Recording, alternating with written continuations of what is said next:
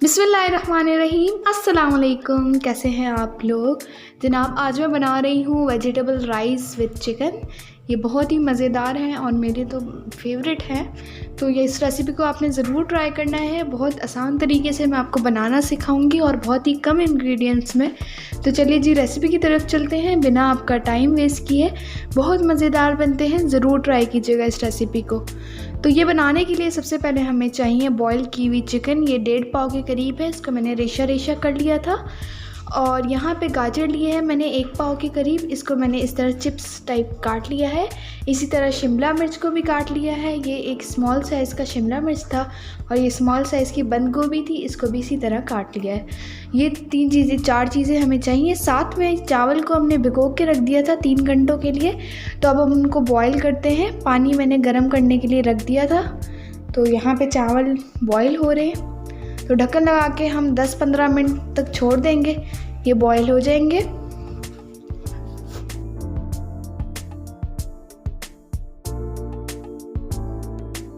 यहाँ पे जनाब 20 मिनट बाद चावल मेरे बॉयल हो चुके हैं।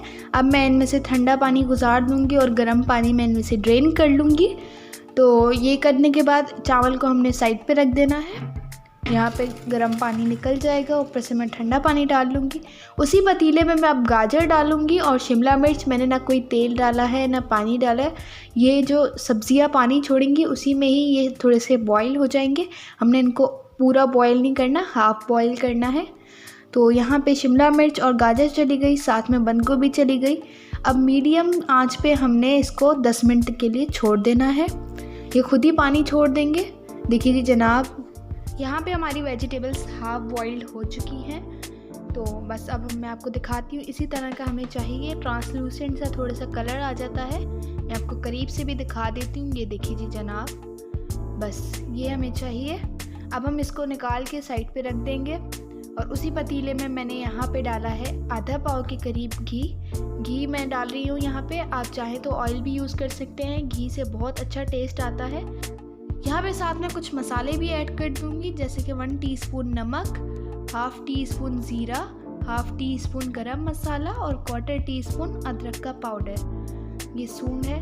अगर आपके पास अदरक का पाउडर नहीं है तो आप अदरक की पेस्ट भी डाल सकते हैं। साथ में मैं इसमें ऐड करूँगी 1 टेबल स्पून के करीब लहसुन का पेस्ट। इसको मैंने कूट लिया है और बस ये मैं ऐड करके थोड़ा सा भूनूंगी। कोई भी आप सालन बना रहे हैं तो जो उसमें मसाले डाल रहे हैं, अगर उसको ऑयल में आप पहले भून लें तो बहुत अच्छा टेस्ट आता है। तो बस थोड़ा सा मैं इसको भूनने के बाद इसमें ऐड कर दूंगी चिकन जो हमने ली थी। इसको हम अच्छी तरह से अब भूनेंगे। यहाँ पे चिकन स्टार्ट में सारा हमारा घी जस्ट कर लेंगे। हमने इसको तब तक भूनना है जब तक कि हमारा घी वापस नहीं छोड़ देती। तो हमने इससे घी वापस लेना है। तो यहाँ पे देखिए जी, घी यहाँ से इसने छोड़ दिया है। इस पॉइंट पे हम इसमें वेजिटेबल्स ऐड कर देंगे जो हमने बॉईल कर ली थी, हाफ बॉइल्ड। तो ये अब इसमें मिक्स करके इसको थोड़ा सा और भूनेंगे 5 से 7 मिनट के लिए।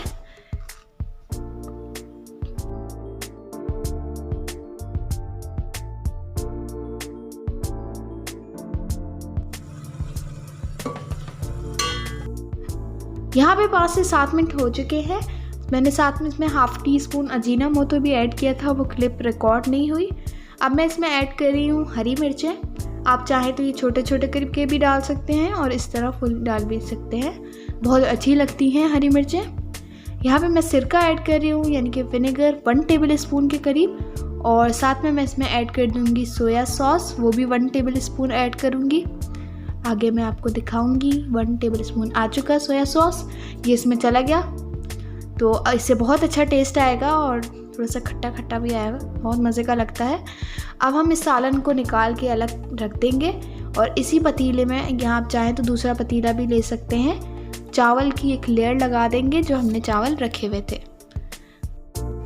इसी तरह हम लेयर बाय लेयर चावल की लगाते जाएंगे और सालन की। मैंने बिल्कुल नीचे इसमें ज़ीरा और घी डाल के पहले फ्राई किया था, उसके ऊपर मैंने चावलों की लेयर लगाना शुरू की थी। यहाँ पे मैं चावल को दम दे रही हूँ जिस तरह मैंने लेयर से रखा था। अब ये दम हो चुका है चावल, बहुत ही मज़ेदार बने हैं। आप देख ही सकते हैं कितने टेस्टी लग रहे हैं। बस हम इसको मिक्स करके प्लेट में निकाल लेंगे। बहुत मज़ेदार बने थे, ज़रूर ट्राई कीजिएगा इस रेसिपी को। आप देख सकते हैं, देखने में ही इतने टेस्टी लग। तो जनाब रेसिपी पसंद आई तो वीडियो को लाइक एंड कमेंट करना ना भूलिएगा। तो अब मैं मिलती हूँ इंशाल्लाह आप लोगों के साथ नेक्स्ट रेसिपी में। तब तक मुझे अपनी दुआओं में याद रखिएगा। अल्लाह हाफ़िज़।